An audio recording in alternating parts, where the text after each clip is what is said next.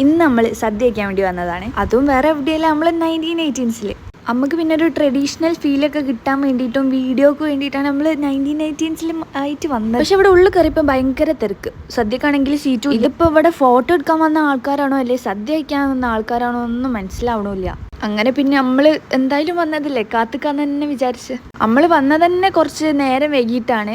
പിന്നെ നമ്മളൊട്ടും കുറയ്ക്കേണ്ടല്ലോ, നമ്മൾ സീറ്റ് കിട്ടണവരെ അവിടെ നിന്ന് ഇങ്ങനെ ഫോട്ടോ വീഡിയോ ഒക്കെ എടുക്കലേ നമ്മളെ പണിയും. സദ്യ കഴിക്കാൻ ഇത്രയും ആൾക്കാർ ഉണ്ടാവുന്ന ഞാൻ ഇങ്ങനെ പ്രതീക്ഷിച്ചിട്ടൊന്നുമില്ല. അങ്ങനെ ക്ഷീണിച്ചിട്ട് നമ്മൾ ലാസ്റ്റ് ഒരു ഗോലി സോഡൊക്കെ വാങ്ങി കുടിച്ച് അങ്ങനെ ലാസ്റ്റ് അമ്മക്കും സീറ്റ് കിട്ടി ഗായ്സ്.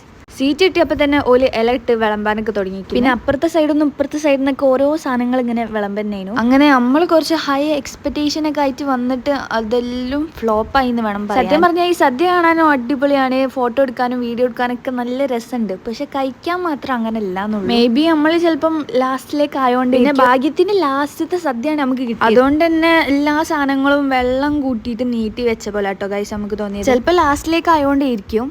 അപ്പോൾ മോറൽ ഓഫ് ദ സ്റ്റോറി എന്താ വെച്ചാൽ, സദ്യ കഴിക്കാൻ പോണോലൊക്കെ കുറച്ച് നേരത്തെ തന്നെ പോയി കഴിക്കാം, എന്നാലുള്ള അടിപൊളി സദ്യ കിട്ടും. പിന്നെ നമ്മൾ പോകുമ്പോൾ മസാല സോഡ ഒക്കെ കുടിച്ച്. അപ്പോൾ അത്രേ ഉള്ളൂ, ബൈ.